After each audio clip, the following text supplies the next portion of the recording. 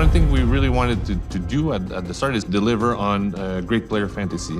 And as we started diving, we had two emerging player fantasies that were awesome, the Shinobi and the Samurai. What we didn't want is try to dilute them into one fantasy. We really wanted to explore both sides. So that's something where we said, well, we need two characters.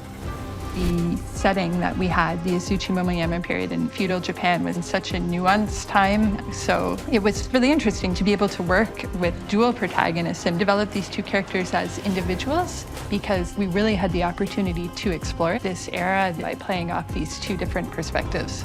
As we worked our way through it and came up with a dual protagonist, it became very clear that Naoe is the stealth character and Yasuke is the fight character. Speed and agility on one side, then brawn and strength on the other. They differ in every possible way we could make them differ.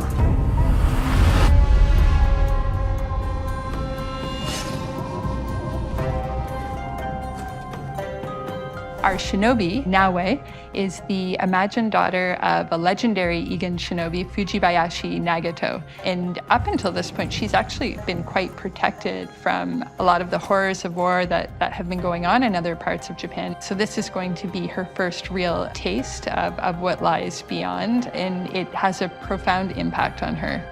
I wanted to have the stealth as a core pillar in Assassin's Creed Shadows. Player will recognize the classic Assassin's Creed experience in Naoe, but we're adding a lot of things that make her super unique, so she's the best assassin ever. We wanted Naoe to be extremely fast, efficient, acrobatic. We've worked a lot to make sure that she has the coolest, most spectacular parkour we could give her. She can squeeze in tight corners, she can go prone, meaning that the character can go underbelly and just crawl around in the dirt and disappear from view. We really wanted to leverage all the light elements that come with our new tech and use it in a core way for our Shinobi fantasy specifically. So what that means, at night, you have to read the environment and hide in the pockets of shadows that are cast naturally in the world. And that affects how NPCs can see you and if they can sense you at all. What we want the player to experience is the feeling of being the predator. So you feel like a ninja, you can break light, you can vanish into the shadows, and you're flipping on roof with the physics-based grappling hook, so the stealth is more rich than ever, and you really feel that she's like a blade in the shadows. Yasuke is our first historical protagonist in Assassin's Creed. What we know about Yasuke historically is just a bit, but it was enough to get the team really excited about the opportunity to work with him as a character. He can fight his way out of anything, but he's also super smart and can think his way through things equally as well, and is going to be somebody who always has a commanding presence. So especially in combat, when we think about Yasuke, it's really about dictating how the fight will go. And to do so, we created a mechanic called the posture attack. So he can chamber an attack, and then he can launch that attack to do massive amount of damage and take out anyone. Yasuke is very, very strong. He can barge through reinforced doors. He can lift heavy objects that Naoe can't. But that means that he's somewhat slowed down compared to Naoe. That hurts. On the ground, that's where he shines.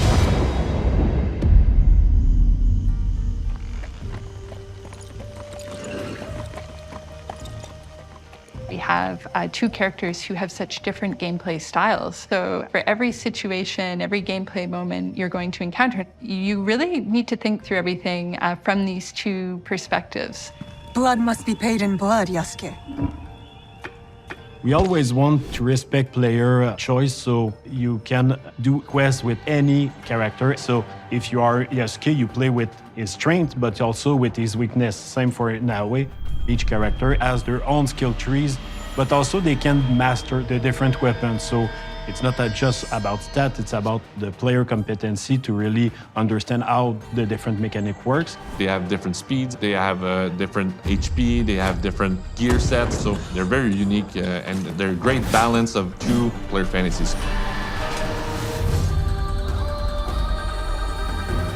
The most exciting part of having our dual protagonist is the distinction and the fact that they don't really overlap. Narratively, they have common goals and they are aligned on what they want to do, but the way they go about it is drastically different.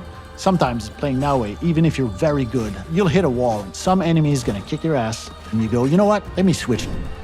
And the same is true for Yasuke. Sometimes you'll get a setup, a couple enemies are high on rooftop that you cannot quite reach and having to go, you know what, let me switch back to Naoe. And having this push-pull that players get to experience of which characters is good in what situation, it gives us lots of levers to play with and try to break the mold, I think is the most fantastic thing we've achieved with our dual protagonist from a gameplay perspective.